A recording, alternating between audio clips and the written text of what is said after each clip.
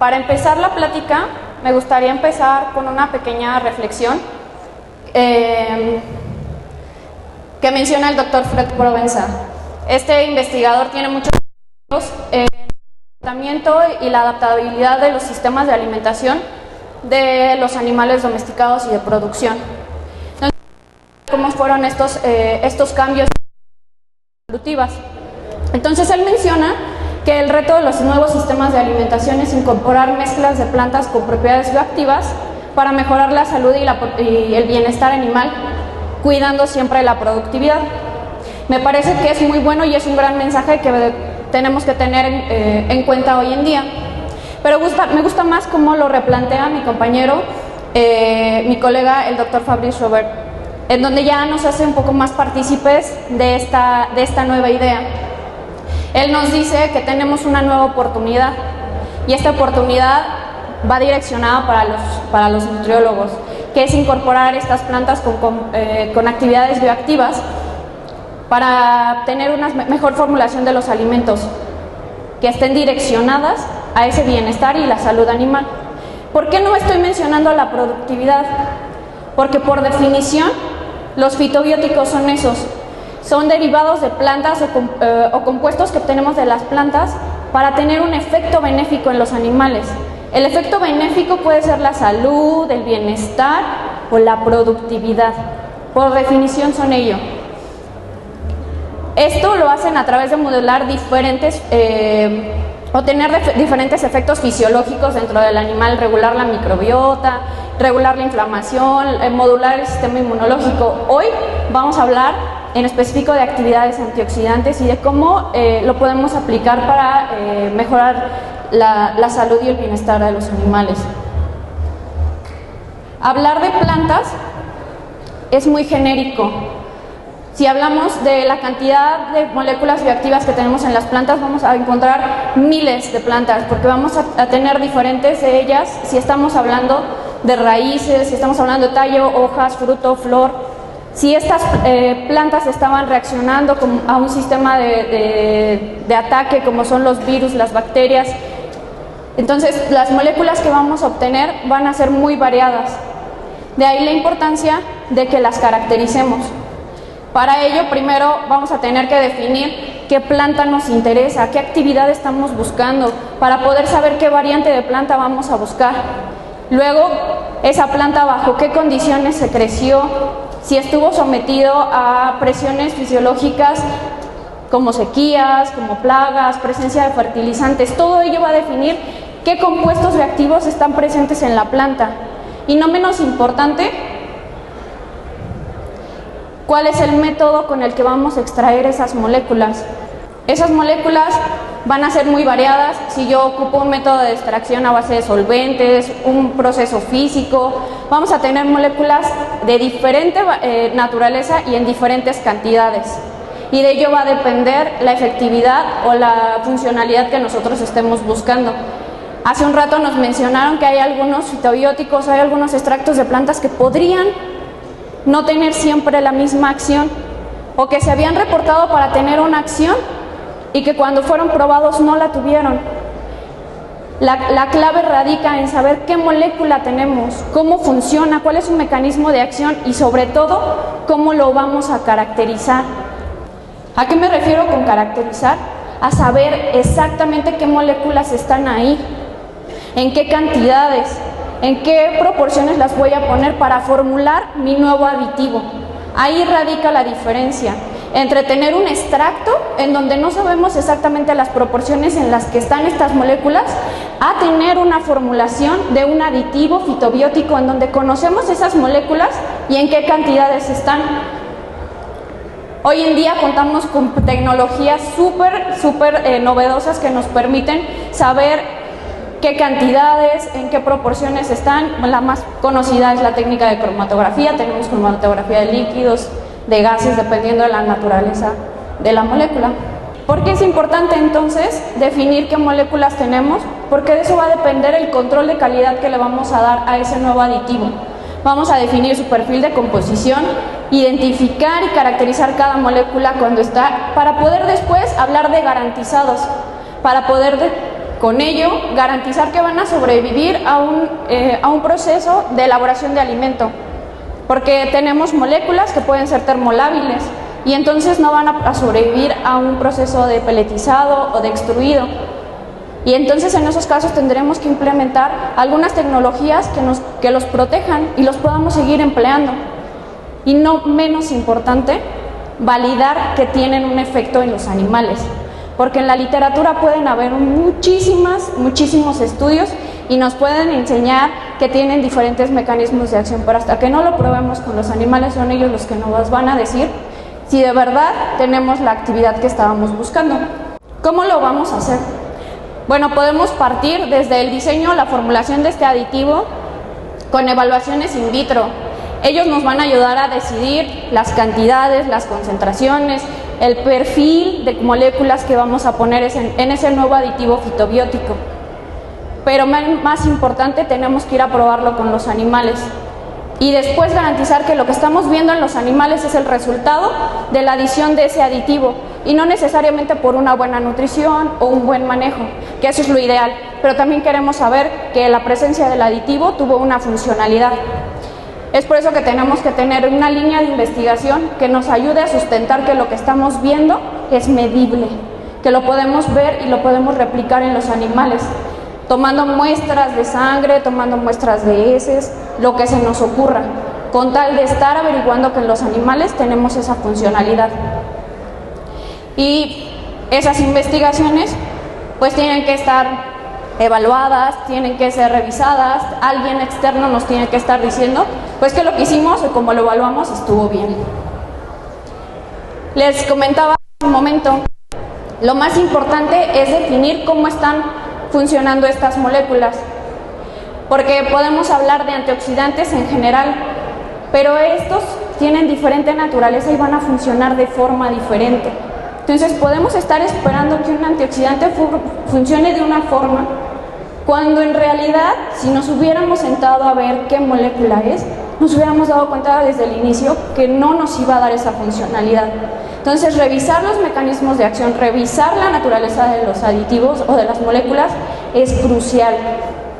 En específico, y abordando ya un poco más la plática, hablamos de los antioxidantes. Los antioxidantes pueden ser de dos tipos y se pueden clasificar también de muchísimas formas.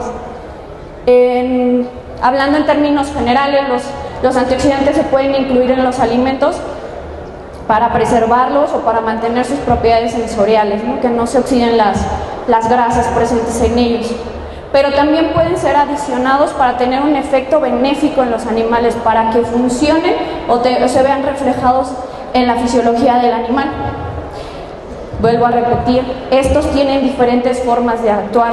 Algunos de ellos lo que hacen es inhibir que haya una actividad prooxidante, van a bajar la actividad de algunas enzimas como la lipoxigenasa. Algunos otros van a funcionar como rastrillos y van a eliminar directamente radicales libres. Otros van a activar enzimas con actividad antioxidante. Entonces, conocer cómo funciona nos va a llevar a la aplicación. Otra forma de clasificarlos es en enzimáticos o no enzimáticos. Nos hablan nuevamente de su naturaleza, si van a estar presentes en la célula o si van a estar afuera de la célula. Conocerlos va a ayudar a saber qué esperar de ellos. En este momento les vamos a hablar de fitobióticos, entonces de algunas moléculas que se extraen, en este caso de una planta que se llama Escutelaria, la cual se caracteriza por tener diferentes compuestos polifenólicos. Si hablo de compuestos polifenólicos, tenemos cientos de estructuras y muchas de ellas pueden estar en la misma planta. Entonces, hablemos de polifenoles que se dividen en 5 familias y esas 5 familias incluyen a los flavonoides. Pero nuevamente esos flavonoides tienen diferentes familias. En el caso de la Escutelaria es súper interesante porque se encuentra dentro de la familia de las flavonas. ¿Qué es lo que tiene? Muchísimos anillos con unas dobles ligaduras, no sé si lo puedan observar, no tengo cómo apuntar, pero estas son de estas dobles rayitas. ¿Qué es lo que van a hacer? Esas son las que van a ayudar a reaccionar con los radicales libres y atenuarlos. Pero no menos importante, tienen otros mecanismos de actuar para activar la actividad antioxidante dentro de las células. ¿Por qué? ¿Por qué es tan importante?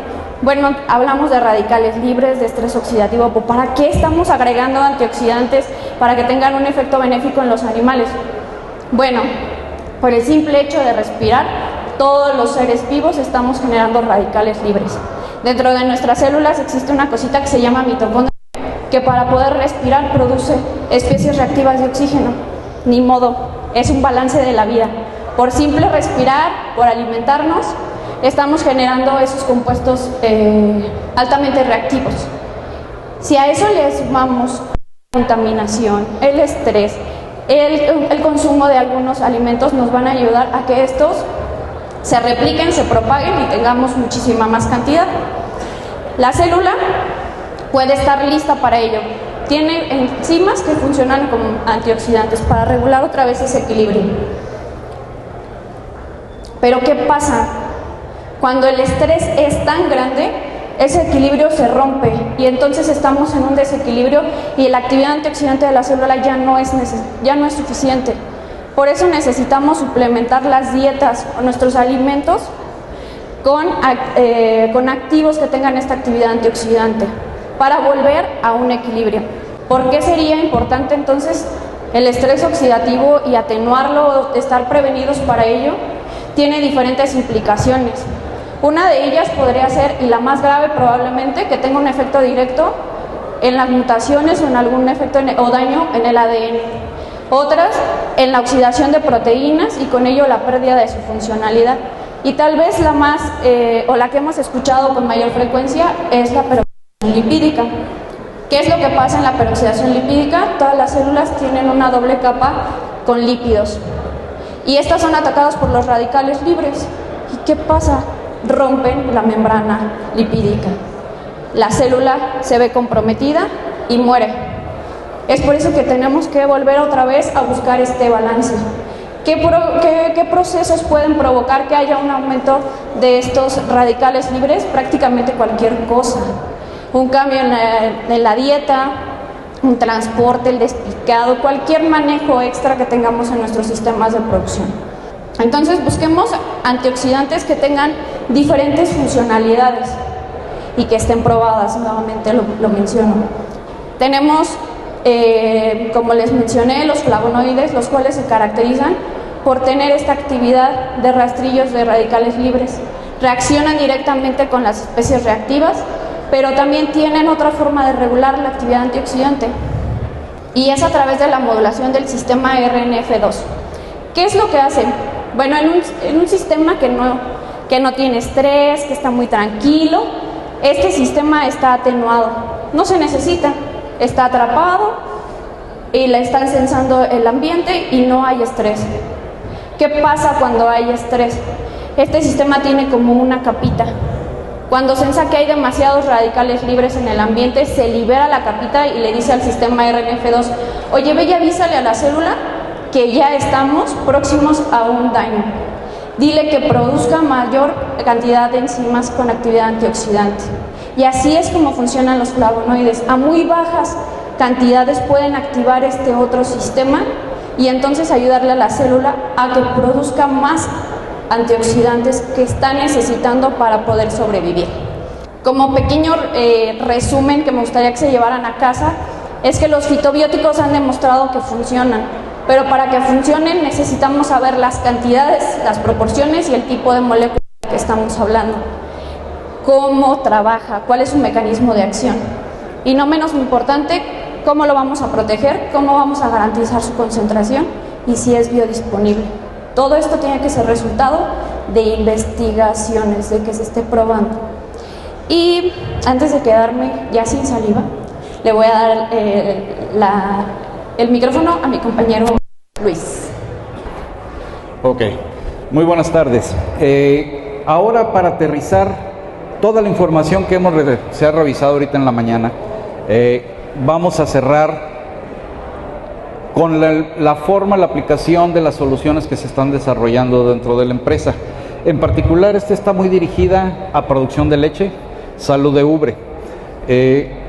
Todos estamos de acuerdo que se requieren entre 3.5 y 4 litros de leche. Sin embargo, para tener un kilo de lechón. Sin embargo, esto va a depender también de la genética y de los manejos, ¿no? En general, se acepta que para tener una ganancia de 2.8 kilos por camada de lechón necesitamos una producción de 9 litros, lo cual es bastante impresionante. El problema, y como lo comentaban hace rato también, es que a un inicio sí tenemos suficiente aporte y disponibilidad de leche para los lechones, pero conforme se va incrementando el peso de los lechones, la disponibilidad de leche va disminuyendo. Hay dos problemas que identificamos dentro de las granjas. Primero es el síndrome de mastitis metritis agaláctea, que la mayoría de las granjas lo pueden identificar porque es digamos, una presentación clínica. Es muy visible, es muy medible. Sin embargo, tenemos algunos padecimientos o algunos problemas subclínicos que no son tan fáciles de identificar y no son tan fáciles de definir. Por ejemplo, el síndrome de disgalactia posparto. Dentro de los promedios medidos en varias partes del mundo, prácticamente llegan a una misma cifra, ¿no?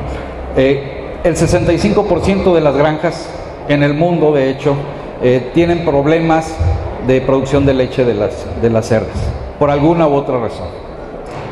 Y esto lo podemos dividir también en la presentación de la incidencia de metritis y matritis agaláctea, con un porcentaje relativamente bajo de 1 al 10% contra la presentación del síndrome de disgalactia posparto.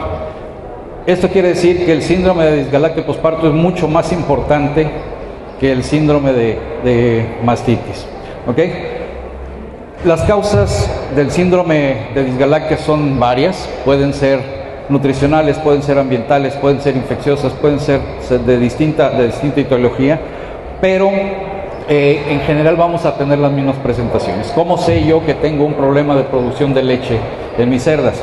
Primero, vamos a tener una reducción de leche durante las primeras 24 horas y eso se va a ver reflejado en los lechones con consumos incrementados, ¿no? Van a estar pegados mucho más tiempo los lechones a la ubre de la madre, tratando de obtener leche. Segundo, vamos a tener lechones débiles y esto básicamente debido a una hipoglucemia. Tenemos poca energía en esos lechones. Tercero, vamos a tener algunos lechones aletargados en las zonas calientes. En teoría deberían de estar confortables, no lo están, van a estar aletargados, débiles.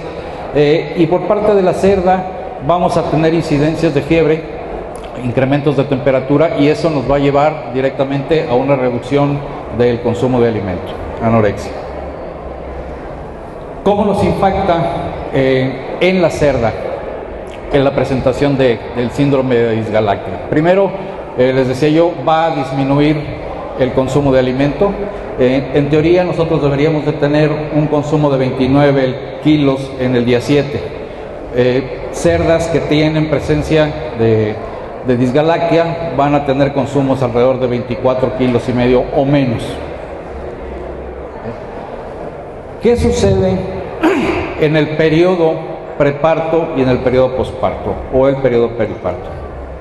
La glándula mamaria va a sufrir cambios estructurales y funcionales en un periodo de tiempo muy, muy corto. ¿Okay?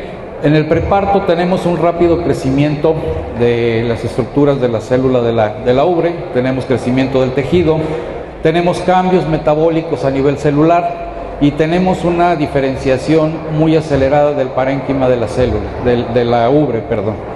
Y esto va a incrementar el metabolismo de las células en general. Durante la lactancia tenemos otro tipo de presión, ahí ya tenemos parénquima diferenciado, ya tenemos producción de leche y vamos a esperar un incremento de producción de leche. El problema está en que al ir incrementándose la producción de leche de manera normal, vamos a tener un incremento también de la presentación de estrés oxidativo y vamos a tener un incremento de mortalidad en las células por razón normal. Eso digamos que es fisiología normal. Comentaban hace rato, el estrés oxidativo se presenta de manera normal porque respiramos, y es cierto.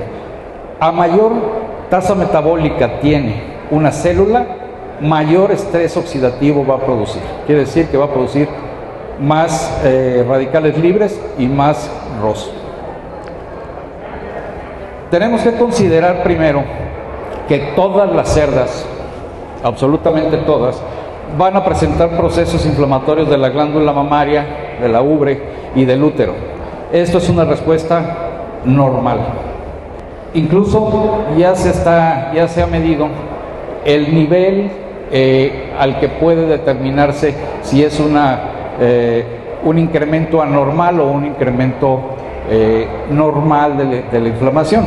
La intensidad de la inflamación está muy relacionada. En este cuadro ustedes pueden observar la relación que existe entre un indicador de la intensidad de la inflamación, que es la proteína amiloide sérica, con la ganancia diaria de peso de los lechones.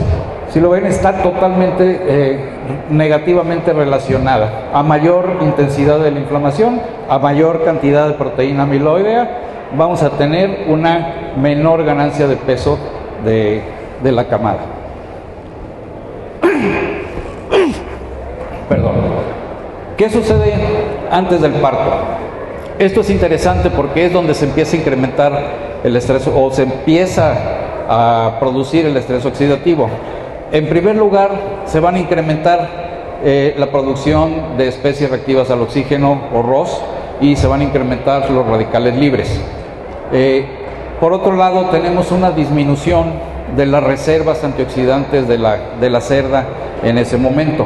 Entonces va a ser, por un lado tenemos un incremento del estrés oxidativo, por el otro lado tenemos una reducción de la capacidad de defensa de la cerda contra estrés oxidativo. Ese estrés oxidativo lo que va a hacer es que nos va a llevar a alterar los mecanismos de regulación de muerte celular en la ubre. Principalmente en este caso estamos hablando de la ubre, que nos va a afectar además la capacidad de remodelación de tejido en la ubre y nos va a incrementar el grado de inflamación en la ubre. ¿Okay?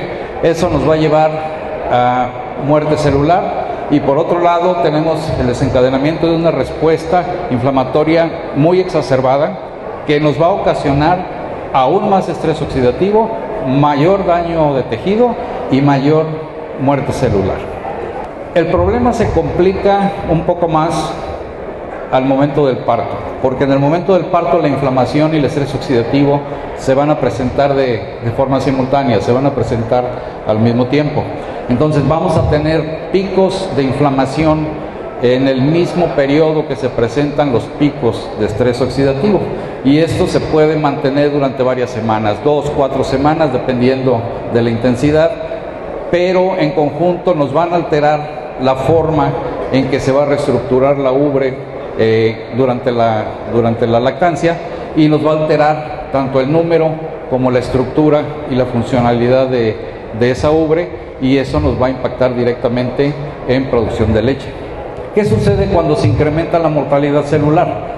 Lo primero que vamos a tener es la exfoliación de las células epiteliales que nos van a ocasionar la interrupción de la integridad de la pared epitelial y estos boquetes que se forman dentro del epitelio nos van a ocasionar por un lado la reducción de la capacidad de producción de leche de la cerda y por el otro lado nos va a ocasionar la entrada potencial de patógenos que nos pueden llegar a producir, además de baja producción de leche, podemos tener presentación de mastitis y vamos a tener, si lo midiéramos, tenemos incrementos de células somáticas. ¿Okay? En resumen, si tenemos nosotros inflamación de la ubre más estrés oxidativo, vamos a tener la presentación de estrés metabólico en general. Les decía yo, es algo normal, es un proceso normal con el que tenemos que vivir, digamos, en todas las situaciones de partos. Sin embargo, si tenemos un incremento en la intensidad de ese estrés metabólico, vamos a tener una mayor incidencia de casos de enfermedades metabólicas, vamos a tener reducciones en la producción de leche y vamos a tener una reducción en la fertilidad. ¿Okay? qué tan intensa sea la inflamación y qué tan intenso sea el estrés oxidativo va a determinar la capacidad de producción de leche de esa cerda y la capacidad de esa ubre, digamos, de reconstruirse durante el periodo de lactancia, ¿no? La presentación de inflamación y la presentación de estrés oxidativo tiene efecto si se presenta antes o si se presenta después del parto, ¿ok? Aquí el problema es la intensidad. ¿Qué es lo que estamos haciendo nosotros para combatir este tipo de problemas? Se ha diseñado un producto a base de escutelaria que se llama FeedSteam, que tiene por objeto precisamente brindar protección antioxidante y modular de cierta forma la respuesta inflamatoria. Esto está enfocado a mantener el funcionamiento hepático, está también enfocado hacia el mantenimiento del consumo de alimento para favorecer el anabolismo y para disminuir el estrés oxidativo. Esto en conjunto nos da una mayor producción de leche, ¿no? Crea condiciones para una mayor producción de leche. ¿Cómo funciona FeedSteam? FeedSteam, lo mencionaba Mirna, está compuesto a base de flavonoides. Y lo que hacen los flavonoides es modular la producción de citocinas proinflamatorias. En este caso, las más comunes, interleucin 6, 8, 1 beta y factor de necrosis tumoral, que ese es el más agresivo de todos. Queremos incidir sobre ciertos procesos que van a incrementar la inflamación y que van a incrementar la presentación de estrés oxidativo. Por ejemplo, si hay una elevada producción de interleucinas, vamos a tener un incremento de la resistencia de insulina y ese mecanismo nos va a disminuir la cantidad de energía disponible para producción de leche, por un lado. Tenemos un incremento de reactivos de fase aguda.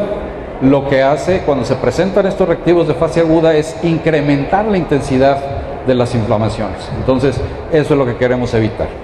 Tenemos también un incremento en la producción de adipocitoquina y esa adipocitoquina está muy relacionada con la movilización de nefas, movilización de grasa corporal y su metabolismo. Entonces, esa es una de las formas de acción. La segunda mencionaron también que existe un factor que se llama NRF2, que es el factor nuclear eritroide, que a la fecha ya sabemos que es uno de los componentes genéticos encargados de disparar una respuesta de producción de agentes antioxidantes. Principalmente catalasa es la que se dispara. Los flavonoides, en el caso de FeedSteam, por ejemplo, activa la presentación de esos genes o la respuesta de esos genes un 300%, 3 veces más de lo normal y de lo convencional. Una vez que tenemos disparados estos genes NRF2, podemos esperar un incremento del 250% en la producción de sustancias antioxidantes. Principalmente catalasa, les decía, se producen 2 veces más de lo normal y esto nos va a llevar por consecuencia a una disminución en la producción de ROS y una disminución en el estrés oxidativo. Se han tenido mediciones de hasta un 70% de disminución de estrés oxidativo.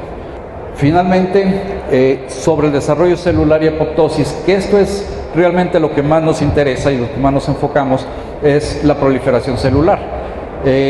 Como efecto de flavonoides podemos esperar un incremento del 13% del crecimiento de las células de la ubre. Esto nos va a dar una mayor capacidad de producción de leche en función del número de células y tamaño de células. Y en segundo lugar, vamos a tener una disminución de la mortalidad de las células, la apoptosis famosa, en un 20%. Si lo ponemos en perspectiva, tenemos 13% más células dentro de la ubre que están creciendo y que están llegando a un tamaño adulto, y tenemos una disminución del 20% de la mortalidad de esas células. Si lo ponemos en perspectiva, vamos a tener alrededor de 30% más células que pueden ser capaces de producir leche. Entonces, ¿qué es lo que estamos haciendo? tratar de mantener las estructuras, desarrollar la estructura de producción de leche y mantener esa estructura durante todos los procesos de lactancia. Ya la parte nutricional y energía y etcétera, ya es otra cosa. ¿Okay? ¿Qué es lo que hemos visto en campo? En campo hemos visto dos cosas. Resultados directamente en las cerdas y por default, digamos, como resultado, cómo afecta el desempeño de la camada de esa cerda. Primero tenemos una reducción de mastitis alrededor de un 10%. Esto ha sido muy consistente. Tenemos un incremento en la producción de calostro, tenemos un incremento en la producción de leche. Esto lo podemos ver reflejado en los incrementos de peso de las camadas. Tenemos alrededor de un 15% más en el incremento de ganancia de peso y tenemos 6.3% más de peso al destete. Tenemos una reducción importante de mortalidad en los lechones, esto medido 3 días después del parto, y esto lo podemos atribuir más a una mayor producción de calostro. Tenemos lechones con mucha mayor capacidad de sobrevivencia y tenemos un efecto directo que podemos decir que es por efecto de la cantidad de leche en la ganancia diaria de peso de los lechones. Aquí lo interesante es que el efecto se da en cualquier peso de lechón, no importa el peso del lechón. El efecto va a ser distinto, pero en todos los pesos de los lechones hay un efecto directo. ¿Okay? FeedSteam incrementa en general, de manera global, la ganancia de peso de los lechones y las camadas. Hay varios trabajos que se han hecho durante varios años.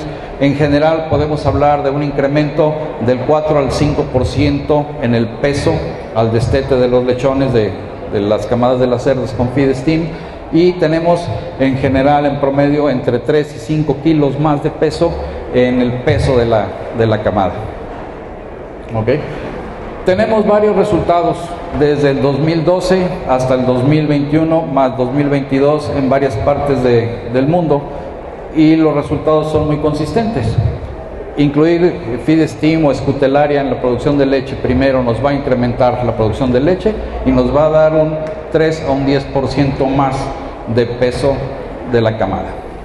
En México se hizo un trabajo interesante en donde se dividieron cerdas, en donde se tenían menos de 12 lechones y cerdas hiperprolíficas con más de 12 lechones. El peso al nacimiento del lechón del grupo que se utilizó FeedSteam o que se suplementó con FeedSteam fue del 8% menos. O sea, eran lechones mucho más livianos. Al final, el número de lechones destetados fue superior en el grupo de FeedSteam, aunque el peso del destete de lechón y la ganancia de peso fue numéricamente menor. Si hacemos el comparativo, tenemos menos 8% menos, tuvimos una recuperación de alrededor del 2% y del 3% entre una y otra. Sin embargo, el efecto más interesante es en las cerdas hiperprolíficas, cerdas con más de 12 lechones. Tenemos en general una disminución, un peso al nacimiento menor, 7%, pero tenemos un incremento en el peso del destete al lechón del 9% y tenemos hasta un 17% en el peso total de la camada. ¿Okay? Tenemos adicional un 2.2% más de lechones destetados en este grupo. Lo que queremos que se lleven de mensaje para llevar a casa en el caso de FeedSteam es que es una solución natural, es una solución basada en Escutelaria baicalensis. Son moléculas antioxidantes patentadas por la empresa, y lo que queremos hacer es también seguir un nuevo enfoque nutricional con el uso de este tipo de productos. La aplicación de FeedSteam es antes del parto, las cerdas entrando a maternidad o los últimos 15 días de la gestación. se empieza la aplicación durante toda la lactancia. 2 kilos por tonelada de alimento es la dosis que se recomienda. Y lo que mencionamos al principio, lo que deseamos nosotros es, primero, el incremento de la cantidad de células de la ubre, es lo que estamos buscando. Necesitamos que esas células estén completas, que estén vivas, que estén bien desarrolladas, por lo que entonces lo que queremos es protegerlas de cierta forma para aumentar la producción de leche, y buscamos primero que la cerda se encuentre en un mayor confort. En segundo lugar, queremos que tenga un mucho mayor desempeño en la lactancia, mayor producción de leche, y lo que hemos tenido hasta ahorita es retorno de inversión. Tenemos elevado retorno de inversión, tenemos un retorno de 6.8 en promedio, y el peso de la camada, tenemos incrementos en peso de un 3 a un 10%. ¿Okay? Muchas gracias por su atención.